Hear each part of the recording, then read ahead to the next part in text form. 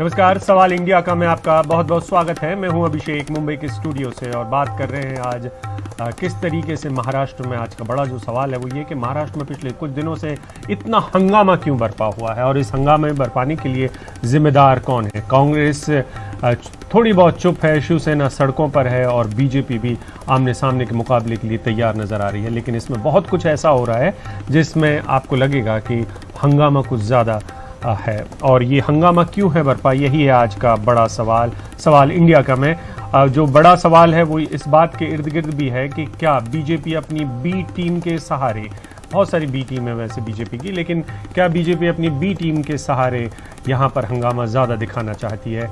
Loud speaker की बात हो तो एमएनएस के राज ठाकरे को आगे किया जा रहा है, और इसके साथ ही जो नए प्लेयर हैं इस पूरे गेम में या इस खेल में, वो नवनीत राणा और उनके पति रवि राणा हैं, जो कि निर्दलीय विधायक हैं। और खुद नवनीत राणा के बारे में आप सबको पता है कि वो निर्दलीय सांसद हैं, अमरावती से आती हैं। उनकी गिरफ्तारी की गई है, हाई कोर्ट में उनको लेकर सुनवाई चल रही है। लेकिन बड़ा सवाल ये है कि आखिरकार इस हंगामे के पीछे वजह क्या है। तो हमारे साथ दो खास मेहमान हैं। मोहित कंबोज हैं, वैसे ये अपने आप को अब सामाजिक कार्यकर्ता मानते हैं, लेकिन बीजेपी की प्रेस कॉन्फ्रेंस में इनका जिक्र होता है तो आप समझ जाइए कि बीजेपी के नेता ही हैं। और दूसरे हैं हमारे साथ आनंद दुबे, प्रवक्ता हैं शिवसेना के। आप दोनों का बहुत बहुत स्वागत है, आपने हमारे लिए वक्त निकाला। और हमारे साथ सचिन सावंत जी भी जुड़ चुके हैं, प्रवक्ता हैं कांग्रेस के। सबसे पहले आपके पास आ रहा हूँ सचिन सावंत साहब। अब सवाल नैतिकता का है। अगर किरीट सोमैया जी के ऊपर पत्थर फेंकता है तो इसमें अभिनंदन करने की क्या बात है। कांग्रेस के नेता और आप, अगर मैं सही हूं, मुझे आप गलत हूं तो आप सही भी कर दें, आपने अभिनंदन किया पत्थर फेंकने का या इस तरीके की कार्रवाई का, तो क्या महाराष्ट्र या मुंबई में सड़कों पर इंसाफ दिया जाएगा। अगर मैं सही हूं, मुझे आप गलत हूं तो आप सही भी कर दें। सचिन जी, आपको मेरी आवाज आ रही है।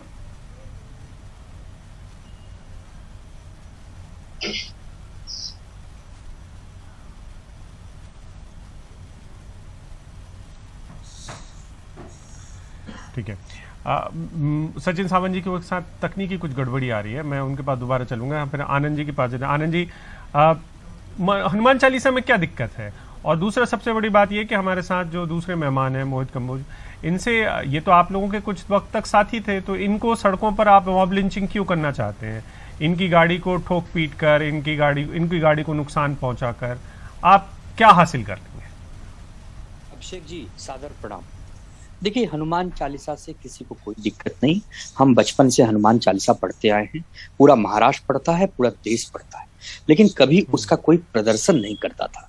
लेकिन पिछले 10-15-20 दिनों में जिस प्रकार से महाराष्ट्र में हनुमान चालीसा को लेकर एक राजनीतिक शुरू की गई, एक विवाद ऐसा पैदा किया गया कि सरकार को अस्थिर किया जाए, अराजकता फैलाई जाए, जैसे इन्होंने पश्चिम बंगाल में करना चाहा था ममता दीदी के खिलाफ, ठीक उसी प्रकार से ये सिद्ध करना चाहते हैं कि महाराष्ट्र की सरकार पूरी तरह से विफल है। यहाँ कानून व्यवस्था बिगड़ गई है, यहाँ पर राष्ट्रपति शासन लगा देना चाहिए, और उसके बाद की इनकी इच्छा है कि सरकार को गिराकर खुद की सरकार। मुझे आप ये बता दीजिए।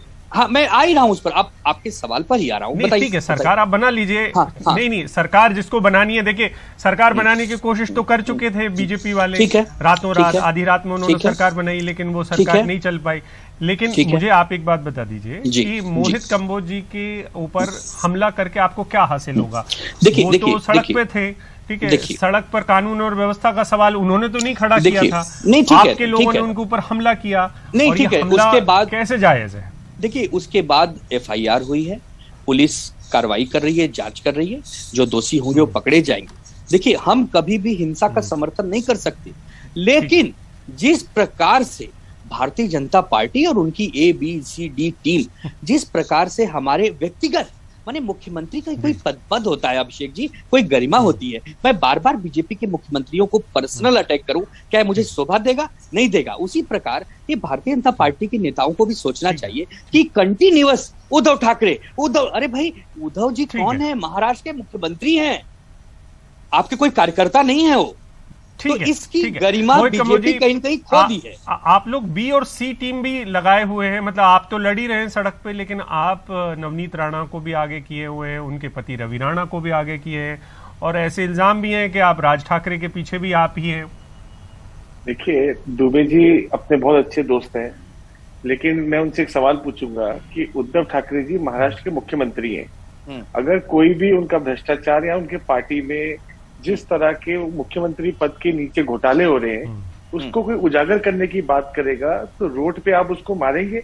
क्या आप उसका सपोर्ट करते हैं? आपने खुद बोला कि वहां पे ये घटना हुई, तो आज जो वो घटना हुई उसमें हमने 48 घंटे वहां पे पूरा जोर लगाया, पुलिस स्टेशन में धरना दिया, तो जाके एफआईआर दर्ज हुई।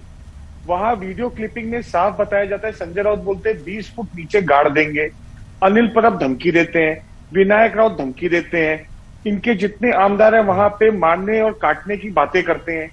युवा सेना के लोग वहां पे कैसे कैसे शब्द इस्तेमाल करते हैं वो वीडियो में सबने देखा। मुख्यमंत्री होकर पुलिस प्रोटेक्शन का पूरा दुरुपयोग कर भारतीय जनता पार्टी के नेताओं पे मॉब लिंचिंग या उनके शीशे फोड़ना या फिजिकल असॉल्ट करना, क्या ये राजकारण बचा है? मेरा बहुत शालीनता से मुझे सवाल मुझे बड़ा दिलचस्प लग रहा है। दुबे जी ने कबूल किया। जी दुबे जी, आप जल्दी जवाब दे दीजिए, फिर ये जो मॉब लिंचिंग शब्द आ गया है, क्या किसी की जान मान को आप अगर किसी ने कोई गलत आरोप लगाए आप डिफॉर्मेशन केस कर सकते हैं। मुख्यमंत्री जी पे कोई आरोप लगे गलत, उसके लिए हाई कोर्ट है, उसके लिए सेशन कोर्ट है, आप नोटिस भेज सकते हैं। क्या आप रोड पे मारेंगे? जान से मार देंगे आप? ठीक है अभिषेक जी, परसों रात को पुलिस स्टेशन सड़क पे तो सड़क नहीं मैं बता रहा हूं, परसों रात को किरीट सोमैया बांद्रा खार पुलिस स्टेशन में आते हैं और बाहर निकलते समय हमारे पूर्व महापौर मांडेश्वर जी वगैरह को, उनके साथ और एक दो कार्यकर्ता थे, उनका ड्राइवर उनको कुचलने का प्रयास करता है, जिसके ऊपर एफआईआर भी हुई है। इतनी हिंसा।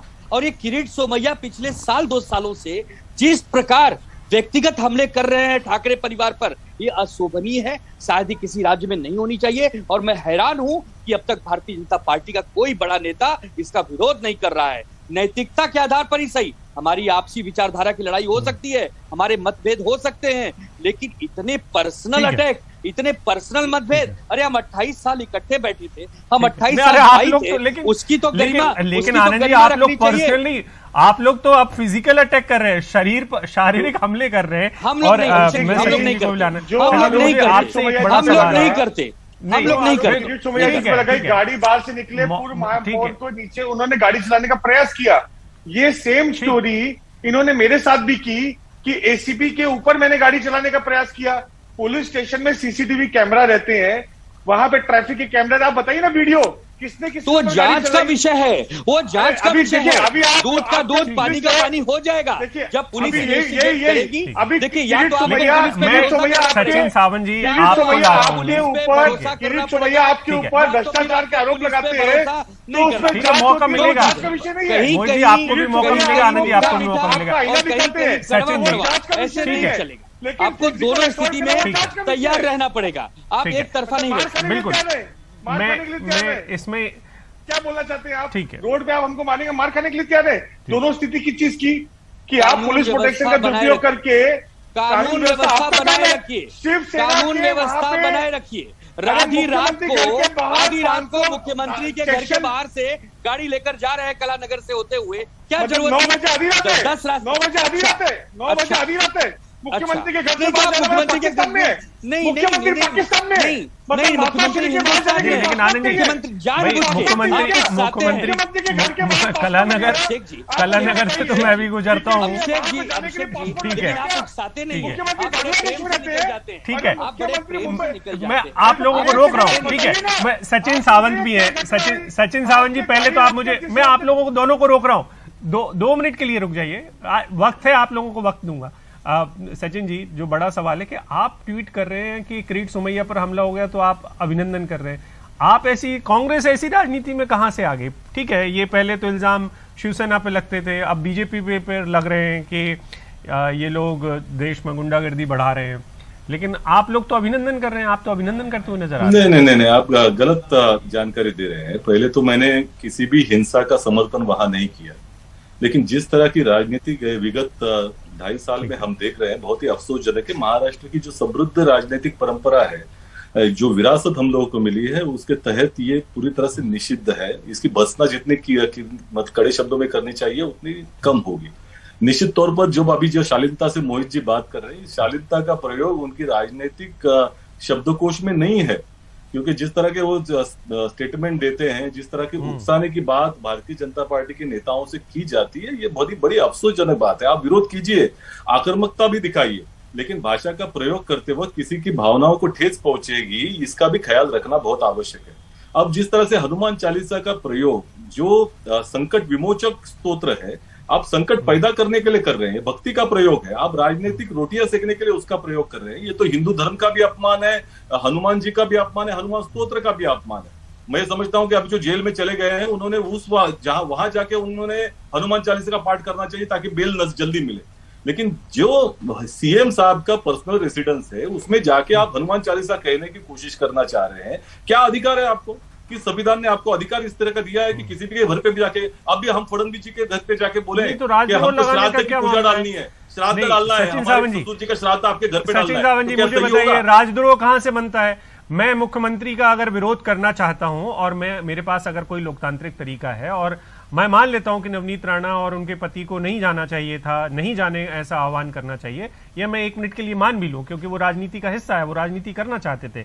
लेकिन राजद्रोह कहां से बन जाता है? इसमें आप पहले तो राजद्रोह किस तरह बना, 120 भी लगा रहे हैं आप, इसमें राजद्रोह की धारा लगा रहे हैं। इसको कुछ तो जस्टिफाई करिए आप। नहीं, निश्चित तौर पर जस्टिफाई करेंगे ना। देखिए, पुलिस निश्चित तौर पर कानूनी कार्रवाई कर रही है और न्यायालय में इसकी जांच होगी, न्यायालय में वो अपना जवाब भी दे रही है। प्रश्न ये समझिए कि पहले तो जो सांसद हैं नवनीत राणा जी और जो विधायक हैं उनके पति जी, इन्होंने एक ओथ ली है कि इस देश के संविधान का वो पालन करेंगे, उसका निर्वहन करेंगे। आज वो जिस तरह से धर्मांधता फैलाने की कोशिश कर रहे हैं, निश्चित तौर पर उस ओथ का भी उन्होंने, मेरे ख्याल से ब्रीच ऑफ ओथ भी है। दूसरी ओर पुलिस की तरफ से उनको जिस तरह का माहौल पैदा हुआ था, उनको 149 सेक्शन की नोटिस दी गई थी, और जब वो नोटिस दी जाती है उसके बाद में कोई भी इस तरह के भड़काऊ जो बयान है वो नहीं करने चाहिए, उसे परहेज रखना चाहिए। बजाय इसके उन्होंने वो किया।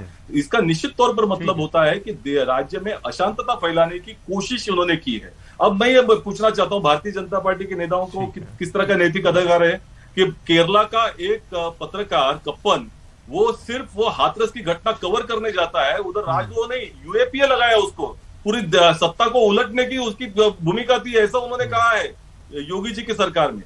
तो आज वही अगर उसको प्रश्न चिन्ह उपस्थित कर रहे फडणवीस जी, मुझे बहुत आश्चर्य होता है, ये दो परिमाण कैसे हो सकते हैं? निश्चित तौर पर 149 की नोटिस दी गई थी पुलिस की तरफ से, और तभी देवेंद्र फडणवीस ने तो ये भी सवाल उठाया है। लेकिन देखिए, बिल्कुल ये सवाल का जवाब मैं देवेंद्र फडणवीस के हवाले से ले रहा हूं। देवेंद्र फडणवीस ने एक इल्जाम लगाया है कि उनके नेता मोहित कंबोज और किरीट सोमैया दोनों की मॉब लिंचिंग की कोशिश की। तो मॉब लिंचिंग के तो सबसे ज्यादा खिलाफ आपके नेता, सबसे बड़े नेता राहुल गांधी हैं, सचिन जी और आनंद जी, आप, मुझे भी लगता है कि आपके नेता भी मॉब लिंचिंग के खिलाफ है। तो ये सड़कों पर आप मॉब लिंचिंग की बात देवेंद्र फडणवीस कर रहे हैं, तो आप देखिए, पहले सचिन जी फिर उसके बाद आना। अभी से नाखून काटकर कोई अपने आप को शहीद घोषित करने की कोशिश करे तो इससे हम क्या कर सकते हैं? अब ये जो नौटंकी जो हम देखते हैं किरीट सोमैया जी के द्वारा, ये तो हम लोगों को आदत पड़ चुकी है कि 2 दिन बैंडेज लगा देंगे, बैंडेज दूसरे दिन गायब हो जाता है। अब वो जो जख्म है, वो उसका डॉक्टर ने बयान दिया है कि 0.5 cm into 0.1 cm into 0.1 cm, यानी एक तरीके का एक डॉट होगा, उस तरह की एक जख्म थी। अब मैं ये नहीं समझता हूं कि उसका कोई भी समर्थन करना मतलब योग्य है, उचित है, निश्चित तौर पर नहीं है। लेकिन जिस तरह से हमारे साथ तो हमारी मॉब नहीं, हमारे साथ अतिशयोक्ति हो गई ना, अतिशयोक्ति हो गई। नहीं, लेकिन तौर पर वायलेंस का हमारे साथ मोहित कंबोज है जो लगातार ट्वीट कर रहे हैं जांच जरूर होगी, पुलिस करेगी। मॉब लिंचिंग की कोशिश हुई है उनकी। देखिए, फडणवीस जी तो कुछ भी कर सकते हैं, वही तो बोला, नाखून काटकर अपने आप को फडणवीस चक्र लेने की कोशिश अगर करे, और सोमैया जी केंद्रीय गृह सचिव के पास जाके बोले। अब ये मोहित जी ये कह रहे हैं कि आप लोग नाखून कटवा के शहीद होना चाहते हैं। मैं सब बात, देखिए सचिन जी हम सबके वरिष्ठ है, मैं उनकी बहुत सम्मान करता हूँ। मैं सचिन जी ने जो बात शुरुआत की कि भारतीय जनता पार्टी का जो उन्होंने शालीनता की बात की, मैं उनसे इतना पूछूंगा, संजय राउत ने शिवसेना भवन जो एक मंदिर समान है, वहां पे प्रेस कॉन्फ्रेंस करके जिस तरह का भाषा का उपयोग किया, गाली गलौज का उपयोग किया, एक बार नहीं कितनी बार कैसे कैसी गालियां उन्होंने भारतीय जनता पार्टी के नेताओं को दी, क्या इस बात का समर्थन करते हैं? आज तक उन्होंने क्या संजय राउत के स्टेटमेंट का खंडन किया कभी? इतनी बार उन्होंने किस तरह से गाड़ देंगे, फिजिकल असॉल्ट की धमकियां दी, क्या उसका समर्थन करते हैं? हमेशा पूरी सत्ता का दुरुपयोग हम देख रहे किस तरह से 6-8 महीने से नवाब मलिक से जो चालू हुआ और जो संजय राउत जिस तरह से रोज प्रेस कॉन्फ्रेंस करके करते हैं, और उन्होंने कब से बोला कि ये अभी फिजिकल रोड पे उतर के जवाब दिया जाएगा, वो 1 महीने से बोल रहे थे और 4 दिन पहले ये घटना मेरे ऊपर हुई। क्या वो इस बात का पूरी तरह से संजय राउत को दोषी मानते हैं कि नहीं मानते? रहा सवाल दूसरा हनुमान चालीसा का, जब हिंदू हृदय सम्राट बाला साहब का मातोश्री घर है, वहां पर अगर कोई जाकर हनुमान चालीसा का पाठ करने की बात करता है तो उसमें राजद्रोह किस बात का? उद्धव ठाकरे साहब तो खुद हिंदू है, क्या वो मुसलमान है? क्या नहीं, लेकिन मोहित जी अगर नवनीत मोहित जी मुझे सवाल, मोहित जी मैंने आपके घर पे जाके श्राद्ध करने की बात की तो चलेगा क्या? देखिए ऐसा नहीं है, वो किसी का निजी मामला है कि क्या करना चाहिए। आप किसी के घर पे जाके कुछ भी करने की कोशिश करें, आपको अधिकार क्या प्राप्त होता है? मुझे पूरी बात तो बोलने दीजिए। भक्ति नहीं है। देखिए मोहित जी सुनिए बात को, ये हनुमान मुझे मेरी बात कंप्लीट करनी होना आवश्यक है।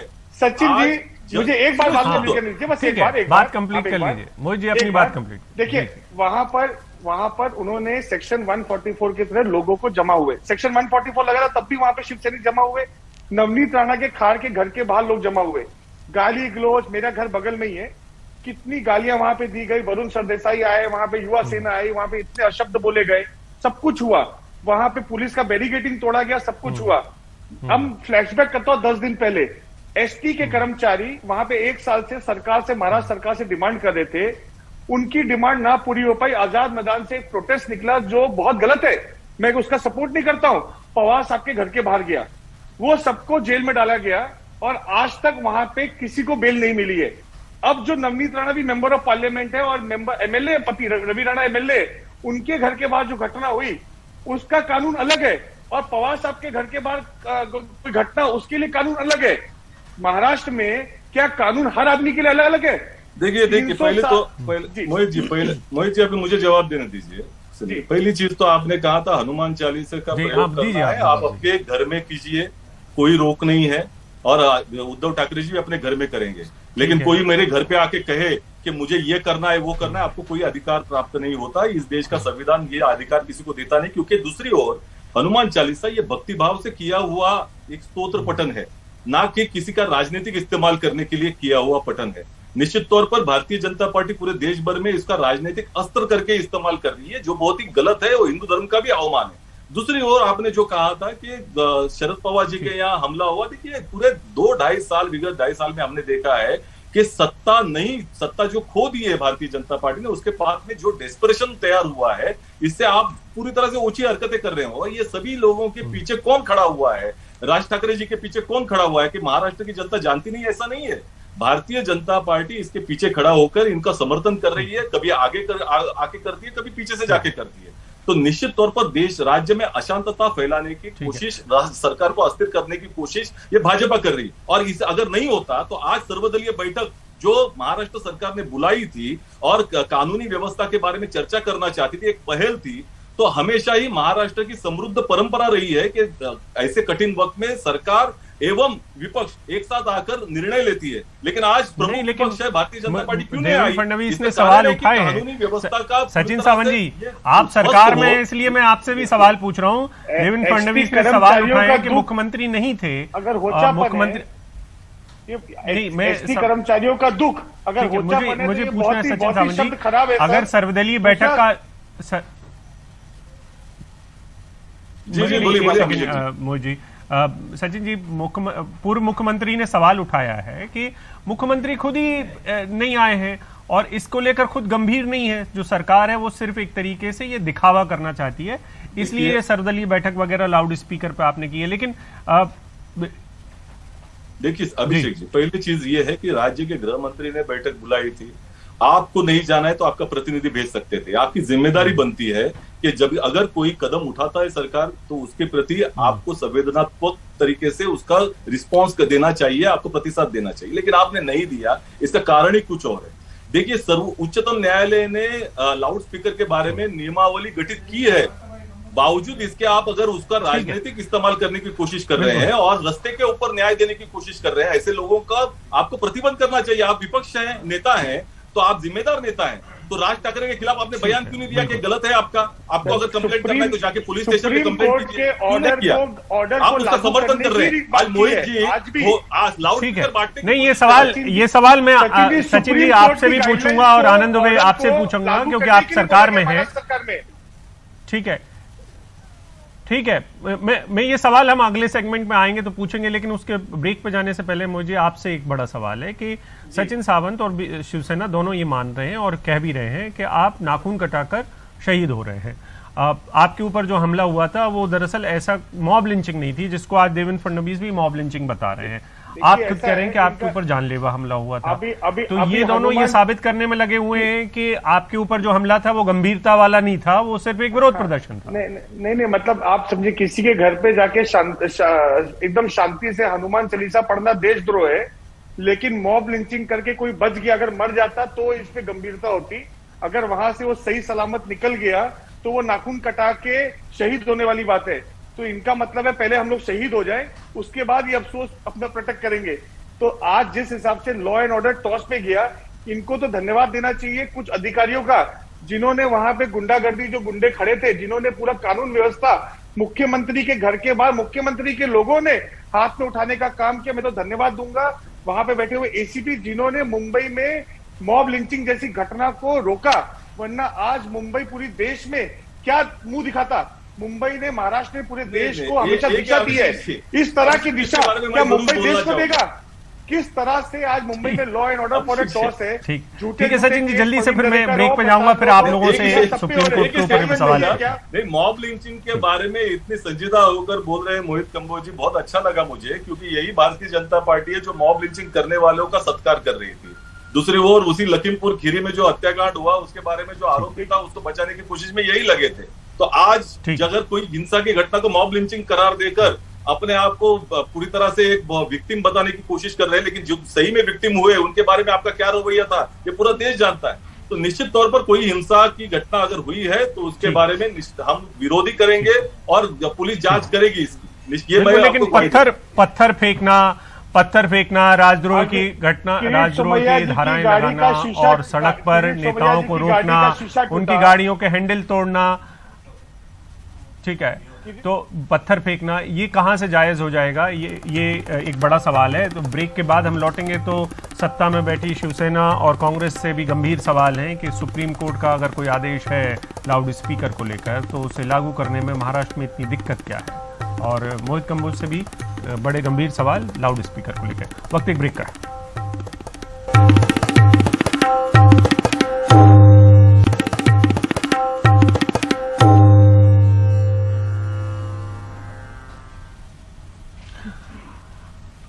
तो ब्रेक के पहले लाउड स्पीकर का भी सवाल उठ रहा था। महाराष्ट्र में कई सारे मसलों पर हंगामा बरपा है, जिसमें लाउड स्पीकर भी एक है। आनंद जी, मेरा आपसे सीधा सवाल ये है कि 10 से 6 का जो सुप्रीम कोर्ट का गाइडलाइन है उसका पालन करने में महाराष्ट्र सरकार को क्या समस्या है? लागू हो जाना चाहिए 6 बजे के पहले, कोई भी शोर नहीं होना चाहिए लाउड स्पीकर से। अभिषेक जी, आज मुख्यमंत्री जी के आदेश पर आदरणीय गृह मंत्री जी ने एक सर्वदलीय नेताओं की बैठक बुलाई थी कि आइए सब लोग बैठिए, एक चर्चा करते हैं, आपके मन में क्या है बताइए, मैं अपने मन की बात बताता हूँ। सब लोग आए, इक्का दुक्का पार्टी के नेता उस बैठक पे नहीं आए जो सबसे ज्यादा इस इशू को उठाते थे। देखिए, उस बैठक में क्या हुआ कि अगर सुप्रीम कोर्ट का आदेश 2005 वाला कि रात को 10 से 6 के बीच का है तो उसको तत्काल प्रभाव से लागू किया जाए, जिसके लिए 2015 से 17 के बीच में कई जीआर भी निकल चुके हैं। और सुनिए, और जितने भी मस्जिद हैं, सुनिए एक मिनट, जितने भी मस्जिद हैं उनको नोटिसेस जा रही हैं कि यदि आपके पास परमिशन नहीं है तो आप परमिशन ले लीजिए, जो डिसिमल सुप्रीम कोर्ट का निर्धारित है उस पर ही रहिए, नहीं तो आप पर कार्रवाई होगी। ये क्या चाहते हैं कि पुलिस जाकर मस्जिदों के भोंगे उतारे? अरे भाई, जब सुप्रीम कोर्ट का आदेश है कि कि आप सुबह 6 के बाद और रात के 10 के बीच में परमिशन लेकर बजा सकते हैं, एक नियमित एक निर्धारित जो आपका डिसिमल है उसके हिसाब से। बस विवाद यही हो रहा है। ये इनका मकसद न कोई हनुमान चालीसा है न अजान है, ये चाहते हैं कि सरकार में अस्थिरता आ जाए, अराजकता फैल जाए। हमारे साथी सुनील सिंह ने रिपोर्ट की है। नहीं आनंद जी, मैं आपकी जानकारी, हमने एक इंडिपेंडेंट, हम तो किसी पार्टी के हैं नहीं, तो हमने तो एक निष्पक्ष रिपोर्ट की है और उस निष्पक्ष रिपोर्ट में सुनील सिंह ने ये बताने की कोशिश की है कि डेसिबल लेवल का कोई पालन नहीं हो रहा है और 10 से 6 की जो गाइडलाइन है उसका तो बिल्कुल फॉलो नहीं किया जाता, उसको कोई भी पालन नहीं करता है। तो जो बड़ा सवाल है सचिन जी आपसे भी है, क्या दिक्कत है कि अगर हम सबको कहे, अब ये सर्वदलीय बैठक की क्या जरूरत है? नियम तय है, साफ है। 10 बजे के बाद अगर मैं अपने घर पे थोड़ा सा भी शोर बजा दूं तो मेरे पड़ोसी शिकायत कर देंगे, पुलिस आ जाएगी। ये नियम सब पर लागू होना चाहिए, 6 बजे के पहले भी लागू होना चाहिए।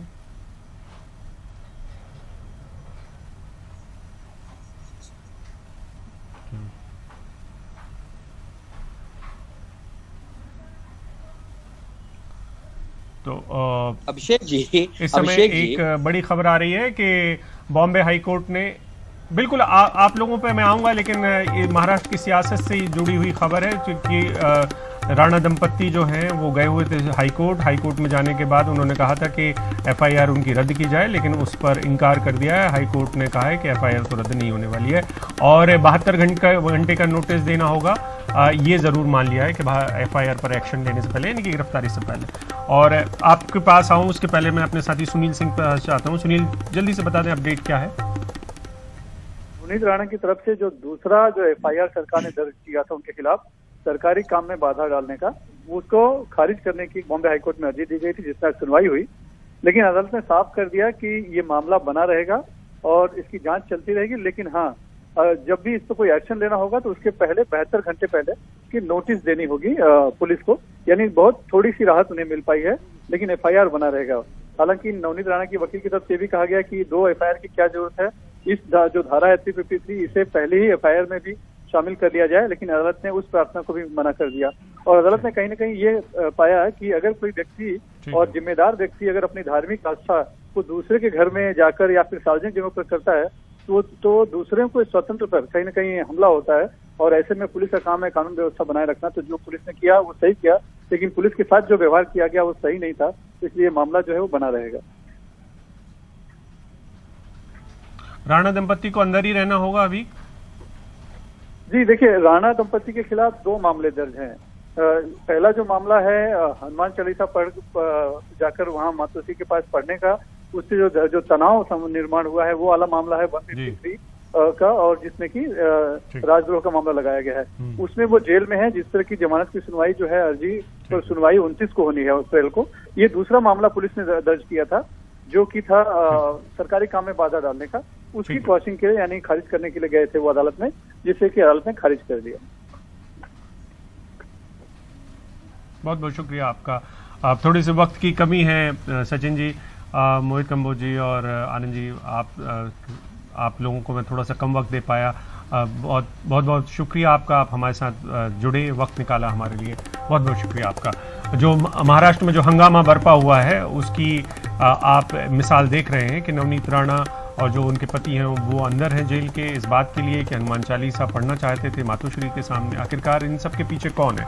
लाउड स्पीकर को लेकर इतनी बड़ी बहस महाराष्ट्र में क्यों छिड़ी हुई है?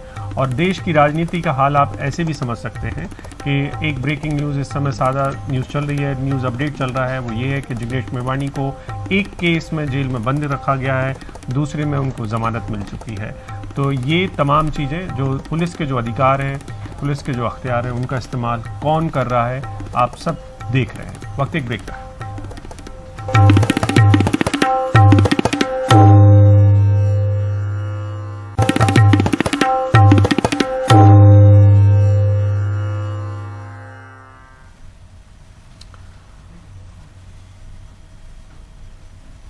और अभी खबर में आ रही है कि गुजरात से कांग्रेस समर्थित निर्दलीय विधायक जिग्नेश मेवाणी को फिर गिरफ्तार कर लिया गया है। आज उन्हें जमानत मिली थी एक दूसरे केस में।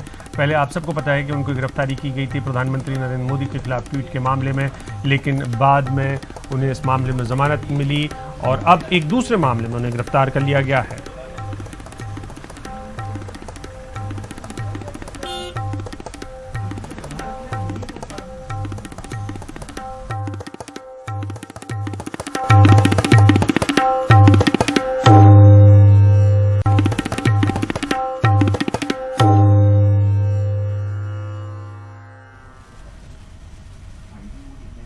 दिल्ली के सत्य निकेतन इलाके में एक बिल्डिंग गिरी है जिससे कई मजदूर फंस गए। पहले 5 मजदूर फंसे हुए थे जिनको निकाल लिया गया है। मौके पर पहुंची राहत और बचाव की टीम का कहना है कि 3 को सुरक्षित निकाला गया है, 2 अभी भी फंसे हैं। तो कुल जमा 5 फंसे थे जिनमें से 3 बाहर आ गए हैं, 2 के लिए अभी भी ऑपरेशन जारी है। और जानकारी दे रहे हैं हमारे साथी मुकेश सिंह सेंगर।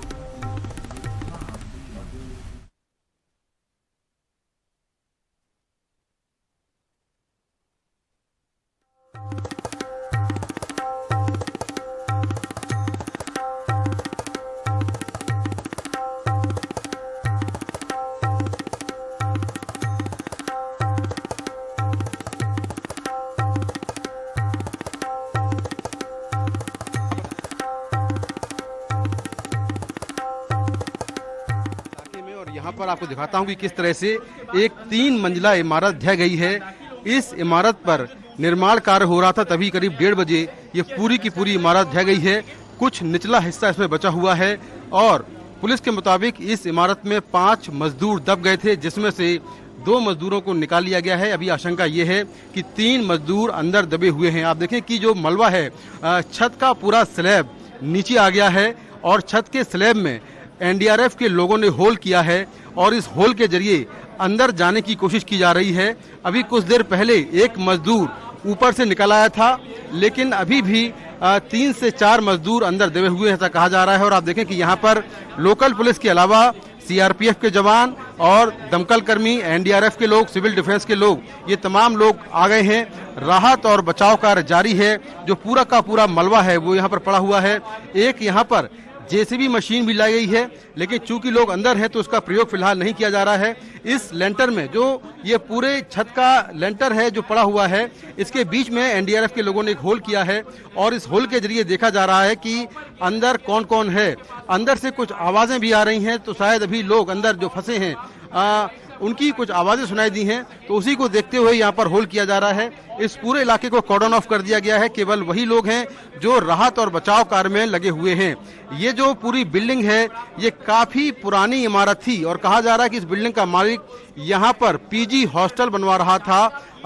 जो एमसीडी है उसका कहना यह है कि इस इमारत को पहले ही नोटिस दिया गया था क्योंकि बहुत पुरानी और जर्जर इमारत थी, लेकिन इसके बाद भी जो बिल्डिंग का मालिक है वो इमारत में निर्माण कार्य करवा रहा था और इसमें 5 से 6 मजदूर काम कर रहे थे और जैसे ही इमारत गिरी वो मजदूर इस मलबे की चपेट में आ गए, जिसमें से 2 मजदूर निकाले गए हैं, लेकिन बाकी के मजदूर अभी भी अंदर फंसे हुए हैं और उनको निकालने की कोशिश जो है वो जारी है। आप देखें कि लोकल पुलिस के अलावा तमाम जो एजेंसियां हैं, सिविक एजेंसियां हैं, उनके लोग भी यहाँ पर हैं और पास में ये एम्बुलेंस खड़ी हैं। जैसे ही कोई मजदूर निकलता है इन एम्बुलेंस के जरिए उसको अस्पताल भेजते हैं। तो अभी जो पूरा राहत और बचाव कार्य है वो जारी है और अभी कहा जा रहा है कि इस पूरे मलबे को हटाने में काफी लंबा वक्त लगेगा, लेकिन सबसे पहली जो प्रायोरिटी है वो यही है कि जो मजदूर फंसे हैं उनको बाहर निकाला जाए।